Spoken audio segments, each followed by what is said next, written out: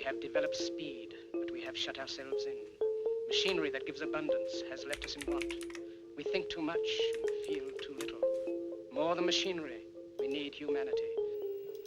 We know the air is unfit to breathe and our food is unfit to eat. As if that's the way it's supposed to be. We know things are bad, worse than bad. They're crazy. Silence! The great and powerful Oz knows why you have come.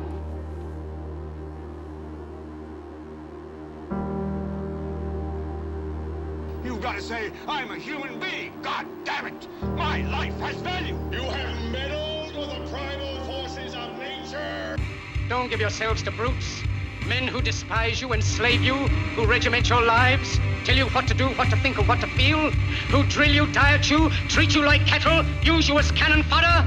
Don't give yourselves to these unnatural men with machine minds and machine hearts.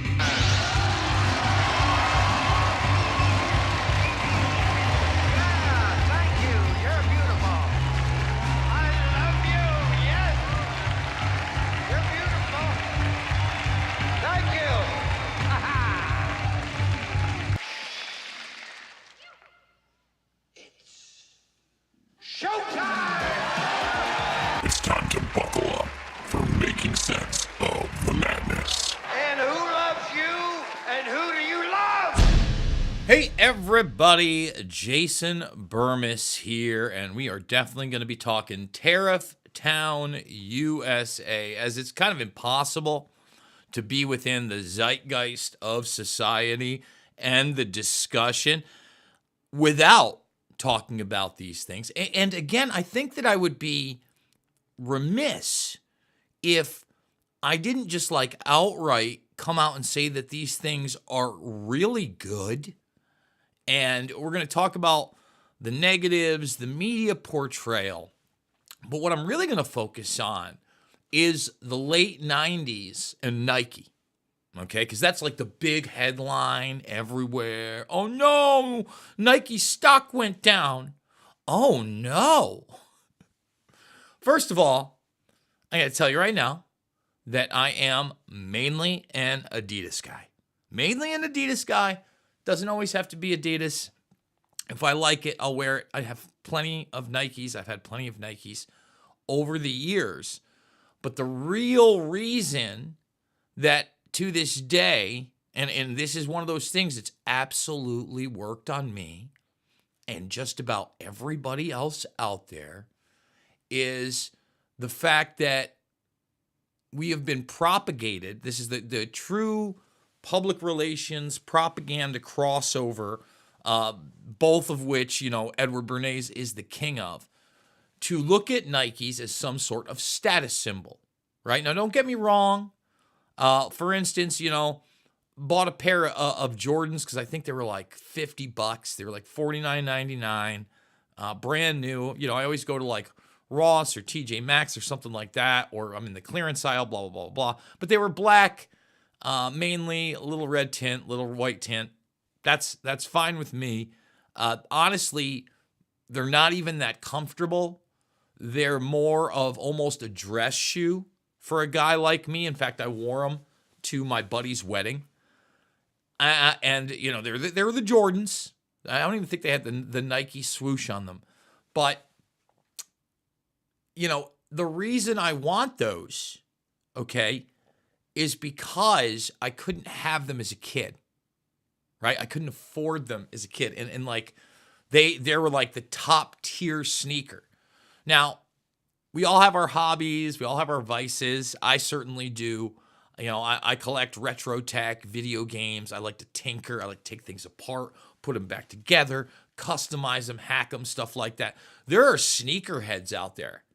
In fact, one of my best employees at the Red Jug Pub, shout out to the Jug, was a guy named Matt. And he would have the most expensive sneakers. Always. He'd always be watching them. He'd wear them like once or twice. He'd resell them. He'd buy other ones. The box was a big thing. I totally get that. Kids is a baseball card. God forbid they lose money. But when I talk about the late 90s, okay, now That's the time period where I'm graduating high school, I'm coming up. But I also discover Michael Moore, as many of us did. Now, Michael Moore was much more on the peripheral in high school, certainly knew who he was. But by saying I discovered him, the internet was new. I could now go rewatch things because he actually had a TV show called The Awful Truth that I watched. But we're going to be talking about the big one today and his interaction with the Nike CEO. And the fact that Michael Moore isn't totally on board with these Trump tariffs and speaking up and speaking out against, basically what he was talking about in the late 90s. That type of hypocrisy, to me, is just totally disingenuous and totally unacceptable. All right? We're going to show you some of the stuff. I really can't play any of this stuff. Every time I play something of Michael Moore's, I get like a copyright thing immediately, and I could care less because it's a demonetized channel, but that also gives them the opportunity, if they want, to take down or censor the video. That's why you should also check out the alt platforms. We're over on X, Rumble. You can also support on Rockfin. You can support right now by thumbsing it up, subscribing, sharing. And before we get into the stories, because we're going to hit a bunch of them here on the tariffs and everything else, I want to remind everybody, there are no paid gigs for this guy. You are paying for it. So I do appreciate everybody out there that has supported me. We got the Buy Me a Coffee, $5, $10, $15 does mean the world to me. D4 Real 2176, E-Rock 126. Thank you so much. Monica Fee, thank you so much. Could not do it without you. Also check out all the documentary films. Let's get into it. Today, Nike stock is rising amid the sea of red. Here's why. Because a lot of this is a scare tactic. Let's start there before we get into the propagated article and all this. When you see the tariff burden that we've had, and you see the taxation burden, the fact we can't balance a budget, everything is fiat, everything is globalized, okay, to the sense that we get, folks, let me give you another microcosm. Not how much the sneakers cost to produce, which is just like totally minuscule compared to even like a $40 price tag. Forget about $120, $180. That's why I do have a lot of disdain for Nike even today. And we could talk about inflation or whatever, but like $150 for a pair of sneakers. My nieces are on that train. They go to a wealthy school. Now Nikes are always there, but when Nikes are the norm, oh boy, we got to go get Nikes every time. And like my limit is like 80 in tax. Yeah, if you get me to scoot past that, I really better like the style. But still, hate it. So anyway, go back to the money aspect. Okay, the reason that the stocks are rising today is, first of all, this is scare tactic. On this very program, we've interviewed many economists that said if Trump did get in, there would be those that really did try to take down the economy. First of all, Wall Street stocks, like plummeting because of this. Why is that a bad thing? Don't get me wrong. I get a good economy, a good stock market. I'm not against that. But how many on the left, and this is why we're going to also focus on more, forever, take down Wall Street. And I'm with them. Like there was some common sense crossover in that Occupy Wall Street movement. Common sense, right? So now, like, when you start to level the playing field, maybe we'll start producing more in this country again. And we're going to show you already some of the reverberations. But, the big headlines, people's life savings wiped out. Well, if your life savings consistent of nothing but a portfolio on stocks, you were gambling, right? And I get it with the 401ks, and there are so many people that have bought into these systems time and time again, these cookie cutter systems. And many it works out for. I'm not here to tell you that's a bad thing if you are doing that or you've done that. All right? Especially if you do know what you're doing. Right? But there's so many people that are totally ignorant. They just go with whatever their person's saying, et cetera, et cetera, et cetera. It's a bad move. Maybe you want that 401k. You want to be invested in the stock market. At this moment, you probably want precious metals, physical. I would say cash is king. Everyone I talk to that actually lives that lifestyle, they're not some bullshiz entrepreneur or whatever. Every one of those people tell me cash is king. In other words, they've got a large amount of cash somewhere accessible that is not a bank. Probably smart. Do I adhere to all these things? When I can. I've got physical silver. Not a boatload. I've got some crypto. I'm not a stock market gambler. That's just something that I've always backed away from. But yeah, I also try to have a little bit of cash just in case in an emergency. Smart moves. So, first of all, I think the market is going to correct itself. Trump is a force of nature. And I do really think this is not only something he believes in, but, Lutnick, who I've heard I like Howard Lutnick. Lutnick's one of those, Cantor Fitzgerald guys that I think is reformed. I don't think everybody that gets into the banking industry, by the way, is evil. I know a lot of people that just want to make money. And in fact, when I was a younger guy, and I thought that I was going to be more money hungry because I grew up in poverty. And I thought, I'll tell you what, before we got to like 9/11, all right, and things really started revealing themselves to me. And I'd already looked at some corruption, the JFK stuff, and all this other stuff. Before that, I was very atheistic and money hungry. And when I say money hungry, I mean there were probably, in my mind, moral barriers that I may have been willing to cross to get to certain levels because, A, I didn't believe in God. I didn't necessarily even believe in good and evil. And I saw what money could do for people.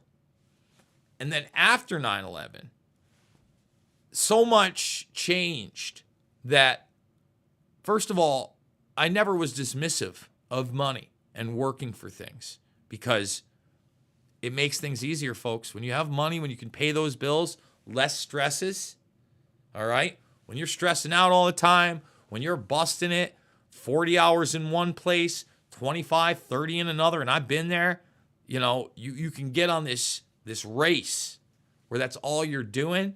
And, there was a time period that I kind of had dropped out of the alternative media or media arena. After I left InfoWars and I did Shade the Motion Picture, up until about 2017, so there was like a 3-4 year period. I'd go on other shows. I'd do Dangerous Conversation weekly with my late friend Scott. Boy, I miss Scott. Man, I miss Scott. A really great guy. And that was it. But in so many of these cases, I missed so much in that 4-year period because it wasn't every beat of my life. You know what I mean? And I know how you get caught up. And money was a real thing. And at the tail end of that, that's when I brought my nieces in. And then money is even a bigger thing when you got kids. So all I'm saying, and I know I went on a rant here. Show used to be Reality Rants. Used to do that show. Just making sense of the madness.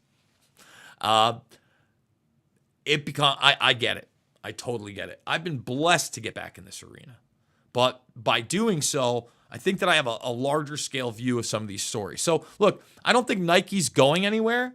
I don't think that, prices are necessarily going to change on Nikes. I'm skeptical to see if we're going to, see any kind of reduction in the inflation that we've seen over the last several years, post-COVID 1984 nightmare, but we'll see. Trump says major Nike producer Vietnam wants to slash its tariffs down to 0 after productive calls. So this is already today. This is already part of it. So here you go.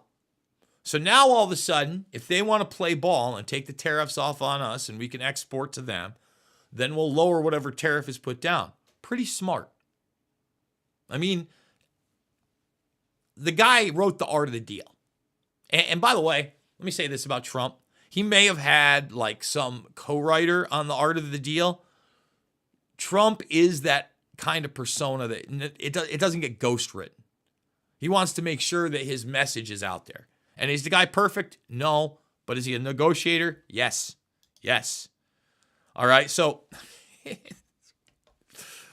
sneaker and apparel retailers blindsided by tariffs on Asian factory hubs. That was yesterday.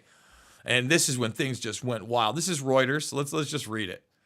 Prices of Nike, Jordan, and Adidas Samba sneakers are likely to rise. See, they don't even know they're going to rise in the United States after President Trump imposed a raft of new tariffs on key manufacturing of sportswear apparel, including Vietnam and Indonesia. And I just wanted to stop there at Indonesia. Why would you want to stop at Indonesia? Well, this is what I was talking about.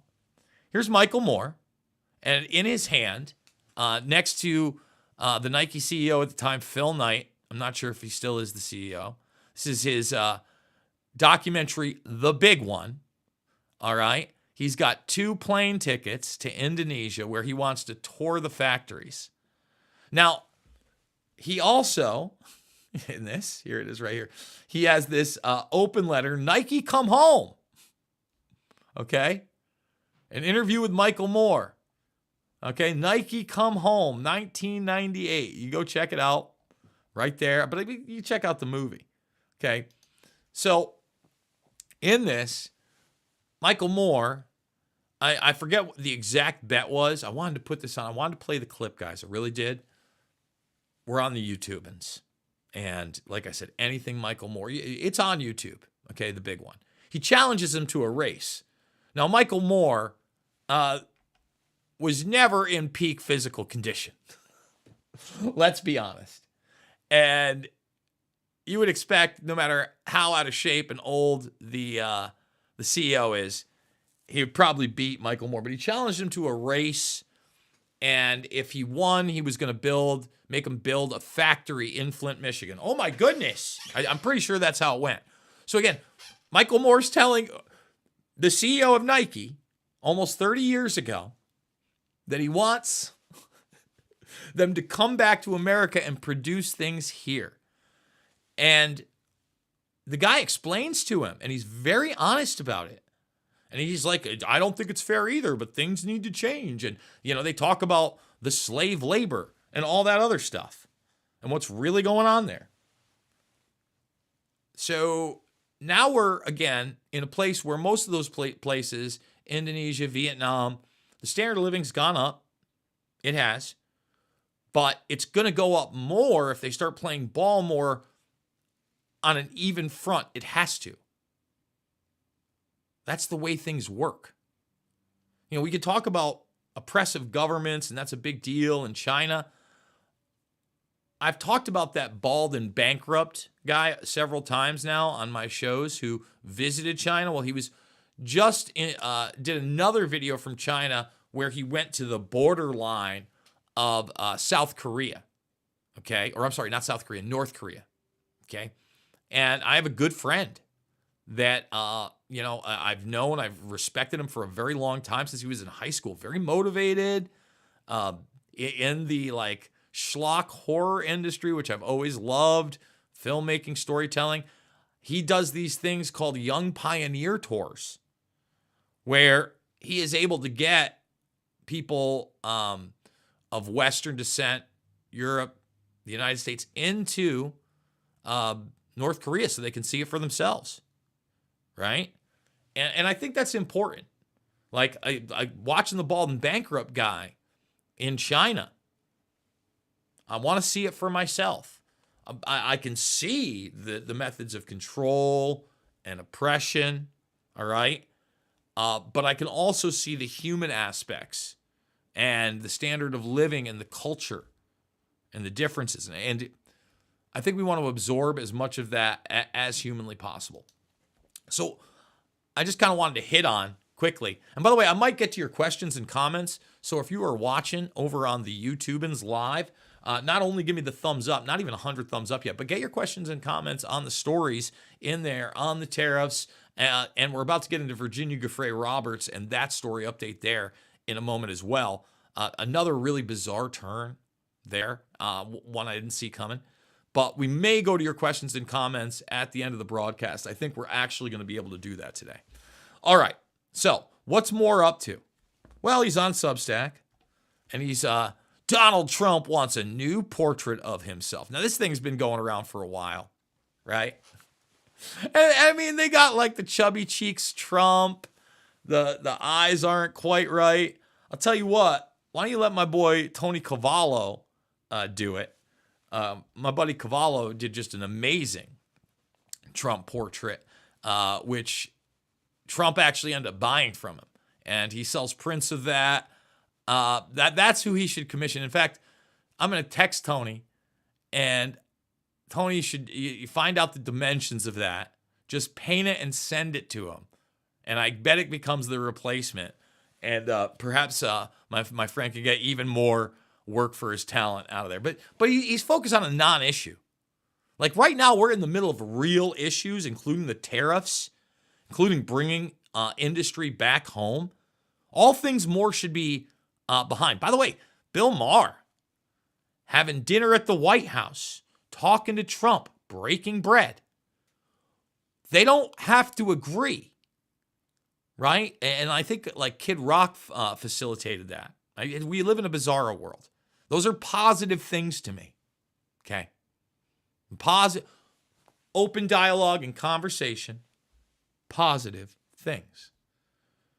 So this is how unhinged that Michael Moore has become. Somebody that, I guess it's not only don't meet your heroes, they tell you, but get ready to live long enough, not only for the hero to become the villain, but watch your heroes become the villains. Like, it's a whole unhinged thing about like Trump with blood on his hands, all these portraits of Trump. It's just like, I get it. He's the president of the United States. It's just, hey, we got it's just, it just seems like we're in this really, really important time in history where we just had this unprecedented, unconstitutional nightmare driven by the military-industrial complex, like literally forcing people to bibbity-bobbity boop. And don't give me that bullshit that everybody had a choice. Not if they wanted to keep their job in their home. Okay? And and Trump's at fault there. Right? He got blindsided. Again, these shows the blind spots. I don't think he's malicious in that sense either. I think we all know who the malicious ones are. So, have the hero's arc again, Michael Moore. Like you're in Darth Vader phase right now. Like pull off the mask, get rid of like all the goop and the gobbledy and the machinery of the left's talking points that they forced upon people that are out of control. All right? And that are manipulative. It's not the anti-war free speech stuff. Bringing American jobs back to Flint, Michigan. Remember that, Michael? Maybe now. Again, you should follow up on that. And now in the tariff situation, you should tell them, hey, let's get a factory of actually here in the U.S. Imagine that. But nope. No, sir. All right. We're done ranting and raving. We're going to move on to this really now even more bizarre case of Virginia Giuffre Roberts, like the most visible, vocal Epstein victim, coming out now 4 days ago. Okay, like I think it was the 31st of March. So she's still alive. Everything says she's going to make it. There's nothing out there that says I think that she's not going to make it. And now I have a new theory as to why she may have done what she did, if in fact, not only that, but the whole thing was exaggerated as she is going through a messy divorce with another person very connected to Epstein, by the way, and they have children. And all I'm going to say, I don't know this woman, but I know when kids are involved and mothers are involved, things can get wild. That's all I'm going to say. So, when she posted this thing, it was very vague. Said a bus had hit her at 110 miles an hour. She was in a vehicle. She claimed renal failure and that the doctors were saying she had 4 days to live. And the reason I bring up the kids is in there, she said she just wanted to see her babies one last time. All right? So now what I didn't understand at the time was it seems like not only there's a divorce going on, but that the father has custody of the children. Okay? And again, that can balance things. But what really, if you watch the update, really was weird is that there was no police report. They did hunt down the bus driver. It's outside of Perth in Australia this occurred. And he claimed that he got into an accident and he talked to like a 71-year-old woman, okay, which we're going to get into in a moment. And he didn't even know there was another person in the car. It never came up. The reason they didn't bring up the police is because it was an accident of under $2,000 in damage. He said he knocked basically like the tail light out, but it was a very minor accident. Okay? Nothing serious whatsoever. He then said he followed up with the woman, and she said that she had made a police report and that there was a passenger who had a black eye. All right. Now, if you saw the picture of Giuffre Roberts, which I'm sure we're going to show you again here, then, obviously it was more than a black eye of what she posted. Now, she claimed that next day that post was only supposed to be to a private Facebook. It went on Instagram. Okay. There is the possibility that that's true. And that, your Facebook will also post your Instagram, right? Like that's just another thing that happens with these. Now, the woman has come out, Cheryl Cecilia. Let's just read this, and basically says she's not covering up for her. Okay, and we've even got another article after this. This came out yesterday. Okay, so Cheryl Cecilia, 71, the caretaker at Giuffre's $1.3 million weekend hobby farm. Again, she got a lot of undisclosed money from Epstein. And she is the unicorn in this case. Was behind the wheel of a white hatchback when it had what police called a minor collision with a school bus on a rural road north of Perth last week. Again, then Giuffre posted, and this is that picture. All right? So Cheryl said that this incident resulted in a broken taillight of her car and sparked a misunderstanding, and added, "I'm sure Virginia will release a statement to clear it all up." Now, more and more, and this is the woman right here. Here's the ranch, and that's the taillight. So, I'm just going to say this. If you're in any kind of a major collision, the last thing you're going to do, and it doesn't look like that's by the accident, is keep all of that. Right? If it's a major accident, everything's all over. The police are there. They're cleaning everything up. You're not driving away. She also drove away. So, more and more, to me, this is looking like a case where she wanted to see her kids. And she was trying to post this to a private thing. And this wasn't supposed to be a big story. and was maybe being overly dramatic to get at the dad. But again, I'm speculating here. This is just what I think. Virginia Giuffre's lonely life on a rural farm after bitter love split cut her off from her kids, as it's revealed she will be kept in the hospital for days. So, again, here's the picture. It's a 40-acre property. 40-acre property. But let me say this. Virginia Giuffre Roberts has worked with the Daily Mail before. Again, I've been following this case for a long time. A lot of the exclusive stories that they had in that like 2015 to 17-ish range came from Virginia Giuffre Roberts, who was obviously paid for them. All right. And now it seems like this piece is out there to talk about her ex-husband. By the way, let's scroll down and show you her ex-husband right here. Beefy guy. This is the guy who was involved. They basically escaped Epstein together. Okay? There it is. Robert. And who knows what their life is like. I just can't imagine. I don't even want to speculate. But there's the caretaker. There's the ranch. It seems like the car is fine. Because, again, you look at the debris and it's nothing. I'm just saying this.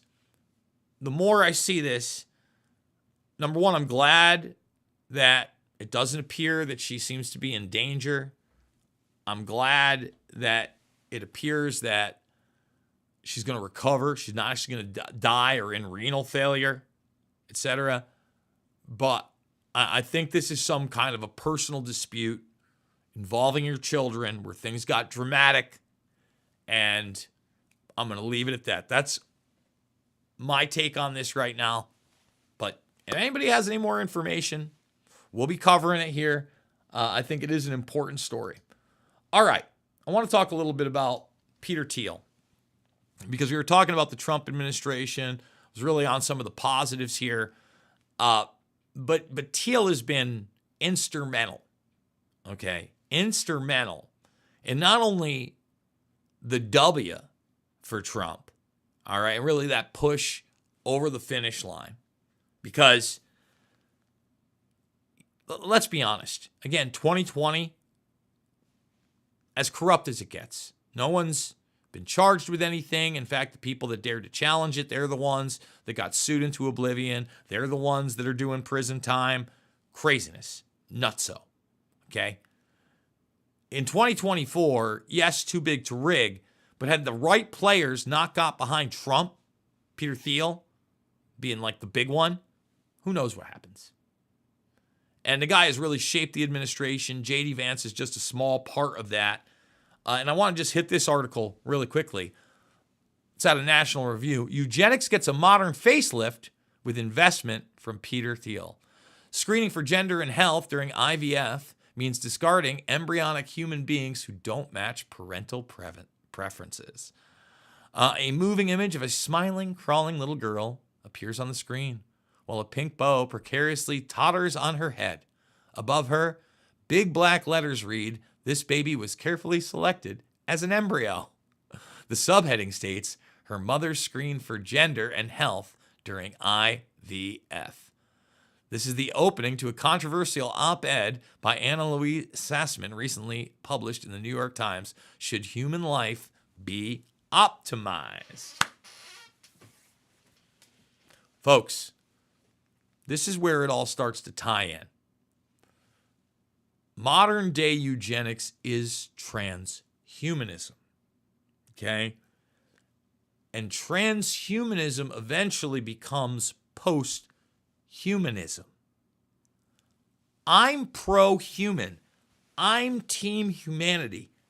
I've been talking team humanity for the last, decade. You know?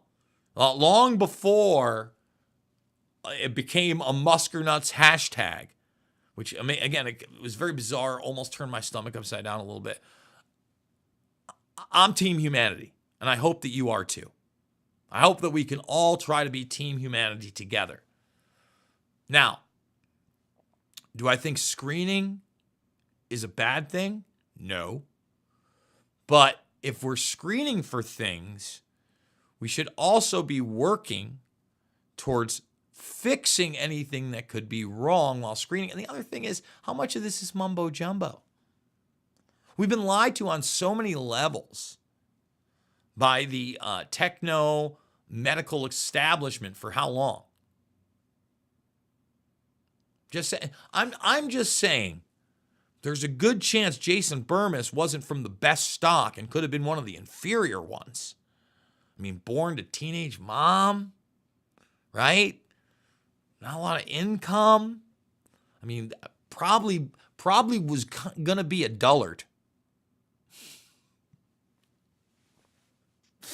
Just putting that out there. But then let's say that like there is like, don't get me wrong, like screening for things like palsies, etc. Things where you had an extra chromosome or a mutation. Really what you should be working on is not pointing that out to discard it, but to fix it. But what do I know? Anyway, Thiel heavily invested in not only these type of organizations, but also AI, arms systems, the Palantir thing. I mean, it's a big deal. Okay? Right here, Peter Thiel, backed Sentient, aims to be America's DeepSeek, takes aim at closed AI systems. They're all closed. All right? Hey, what's up, Meg? I see that RiskFlex sent you. Oh, by the way, big ups to RiskFlex having me on the show this week. We got a bump in subs. Let's continue with this, though. Sentient, a San Francisco-based AI development lab backed by Peter Thiel's Founders Fund, has involved its open-source AI search framework positioning its work response to China's DeepSeek. No, I would not like any news on the latest stock market right there. What happened?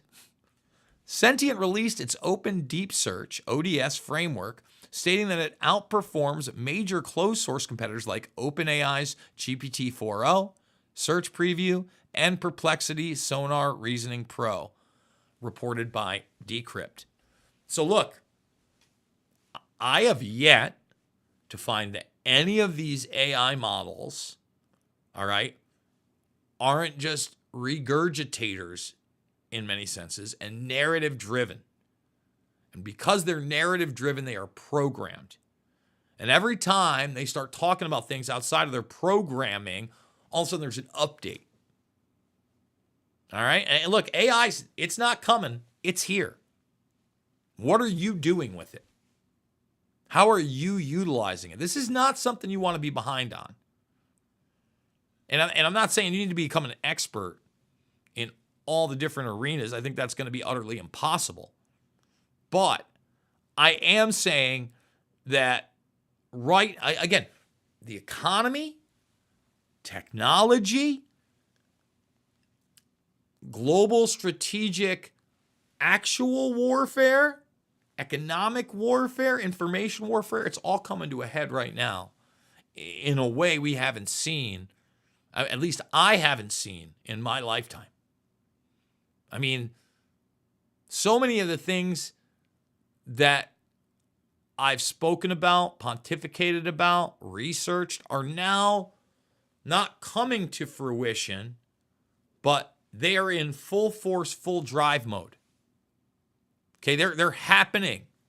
And it's like, what am I doing to understand and then navigate that situation? And what are you doing to do that? It's a participation sport. Just to kind of reiterate what I said, and look, I get that this is Bloomberg, okay? Peter Thiel's deep ties to Trump's top ranks. And that's the real deal. Look, in all honesty, when it comes to geopolitical global play, Peter Thiel runs so much more than Elon Musk. Elon Musk is like a persona, is a front guy.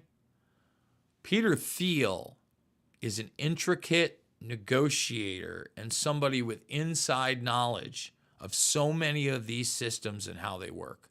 He's a broker amongst the brokers. Musk is not that. Okay? I mean, it's funny. I got contacted today by a buddy of mine, a journalist buddy, Charlie Skelton. And I'm not going to say what he contacted me about, but it ended up that he's like, oh, we're Stockholm, Sweden this year, Bilderberg, just around the corner. It's in May. Yes, it is. Yes, in fact, I need to start doing more and more Bilderberg coverage now. Because Peter Thiel, Eric Schmidt, Jen Stoltenberg, they're all steering members. They're all going to be there. And if you don't think Jen Stoltenberg is still representing NATO, now as their former allied commander, the head of NATO, well, again, you're just not paying attention. All right, we're going to bring it back all the way to the beginning of the chat up here. Thumbs it up, subscribe, and share. This is part of the show in the last 10, 12 minutes where we interact with the audience. One of the cooler things now about Making Sense of the Madness that, like I told you, was going to be more of a commentary-driven show. We're certainly still going to be doing interviews here and there, but when we do put on the suit jacket and have the backdrop, I feel like the commentary-based stuff is the way to go. Hopefully you are enjoying it. If you are, $5, $10, $15, it means the world to me. There are other links down below outside of the Buy Me a Coffee. There's the PayPal. There's the crypto. Big donors, please. In fact, I haven't decided yet, but and it would have to be a big raise, like an international flight ticket and trip is probably going to be $3 to $5K out of pocket, especially to not only do it, but then have the bail money in case I get arrested covering that. But maybe we're going to do a drive for Bilderberg. And that's going to be tough because, again, I got the nieces around. It's going to matter what the date is because I got a wedding in New York at the end of May. But that is something I'm considering. I've never covered a Bilderberg live outside of the United States, really outside of Chantilly, Virginia, because that's where they have it in the United States. But it seems like it's going to be in Stockholm this year. By the way, mainstream media, would you cover it this year? Maybe kind of a big deal. I don't know. All right. Let's get into questions and comments here, huh? Oopa. John Fletcher. Good evening, Jason. Reporting to duty, Burmese Brigade, UK Division. I don't know if the Burmese Python thing is going to follow me forever. But that was way back in the day. That's old school John Fletcher. The Burmese Python was an old producer of mine when I worked for InfoWars named Jaron. Always wonder what Jaron's up to. Kind of a comedian. Always liked him. Conor McGregor needs to be in a jail cell. He needs to be in a jail cell for what he has done serially to women.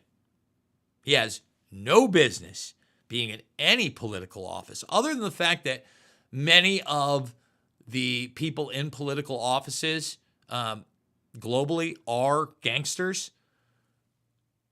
Conor McGregor represents actual gangsterism and actual criminality on a level that, I mean, he's lost in court.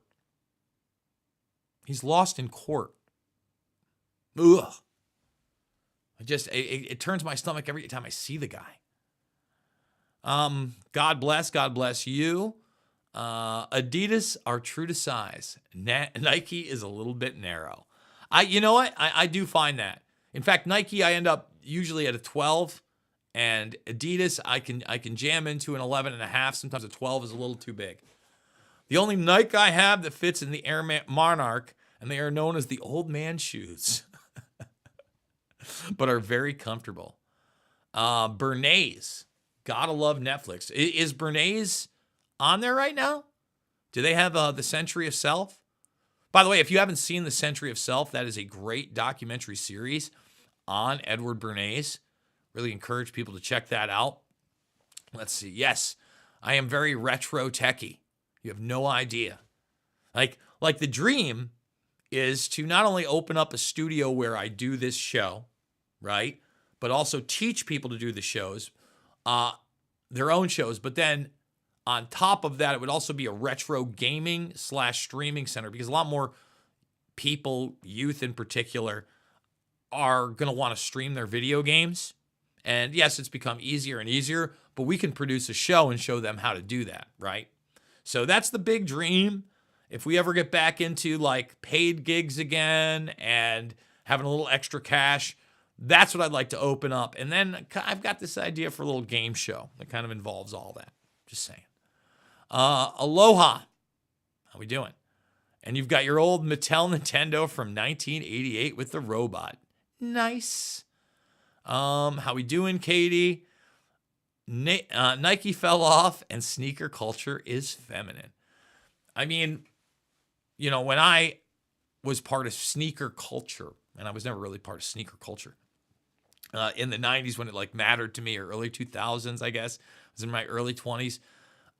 Again, everything was pretty simplistic. They hadn't gone full Kanye West, if you will. But I found myself not so much liking the looks of some of the more ridiculous big sneakers, the feel. Like a lot of the foam stuff that the Addy foam line from Adidas is actually one of my favorite now. Let's see. Nike is notorious for shoes with the ugliest color combinations, in my opinion. I usually try to keep it pretty black and white, right? Like those are the go-tos. Maybe red, depending. I try not to get a little too fancy from there. Some people think paying an outrageous price is part of the appeal. I personally don't get that, but whatever. No, neither do I. Nike logo has HX. Don't know what that means. Nike tonight in the UK are upwards of 167 quid. Yikes. Only good Nike. They love that Air Monarch. New Balance is a solid good trainer. My nieces are both in track right now. Nike spikes, Nike running shoes. They wouldn't dare put on a New Balance. They wouldn't dare. It's funny because, like, you know, when I was in like the discount aisle with my one niece, there were a nice pair of like red Adidas running shoes that she's like, yeah, I would rock those if you bought them for me, but they can't be my running shoes. I'm like, come on, kid. My goodness. Let's see. Old school chic. New Balance is like Skechers, garbage. Whoa, we're getting down and dirty here. People are playing the favorites. By the way, thumbs it up, subscribe, and share. Let's see if we get 150 thumbs in these last 5 minutes of the broadcast. Let's see. Dominic S., you are so correct. Skechers gone downhill. Open prison, son. Sun shoes, Skechers. It's all about perspective. I was way too cool for Skechers. See, I don't mind. I don't have a lot of Skechers. They do, like, let's be honest, a lot of those slip-on shoes, they fall apart real quick. Even, like, the, I don't know if, like, FUBU is still around. Maybe once in a while I see something kind of like that. You know, those old school late 90s, early 2000 shoes. They fall apart. Like, I'd say, like, DC shoes, skater shoes like that, they've remained solid all the way through. Let's see. Happy Friday. It's snowing here. Okay, yeah, no, it is Friday. New Balance is hard. You're tripping. Jeez. I guess I went on a real big sneaker rant. Now, nobody's worried about the tariffs in the audience? It's all Sneaker Town, USA? Okay. 35 years as a plaster this year, 25 of them working away, not seeing family or friends, only on weekends, marries once or twice a month. Let's see. So is the mainstream media going to adjust to what the tariffs will cost each household calculations? We don't know what they're actually going to cost. Listen, there are certain products that are going to have to go up, for sure. But eventually, if those products go up, and then they can be produced cheaper in the United States and then exported elsewhere, isn't that eventually a good thing? Like, I'm not wishing pain or hurt upon anybody, but so many of us have been in pain and hurt for so long, and there are so many that have totally given up and now have just become grifters on the system, being subsidized and controlled by the government. No thanks. Brooks Cross trainers are my jam. Yes, Michael Moore does have severe TDS, correct. Let's see. Anybody ever seen Michael Moore, Food, and the infamous Inauguration Day Screamer together in the same room? Come on. Come on. I know we got jokes on Michael Moore. Why the uproar over tariffs? They've always been in play, yeah? Just asking.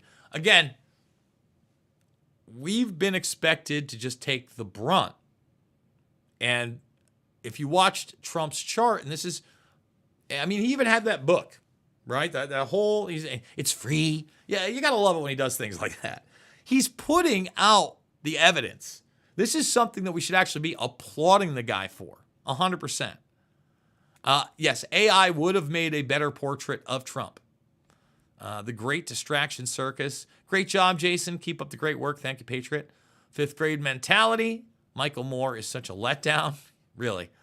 That might be giving him too much credit at fifth grade. Duke Dirt Farmer. Self-righteous means girls hate cult. Reminds me of the seventh grade behavior, all the hateful acts and statements. I mean, what if Flint got a factory manufacturing Trump swag? That would be prime time place for it. You know, I think that'd be great. Thanks for getting the deets. You got the deets. Jason, are you doing good? I just want you to marry and have children. But most of all, to love Jesus. Really appreciate that, Angie. I'd love to get married and have children too, but I don't want to get divorced either. And, it's rough out there. Anyway, folks, that's going to about wrap it up. Please, if you can, consider donating. Please go check out all the documentary films. They are free.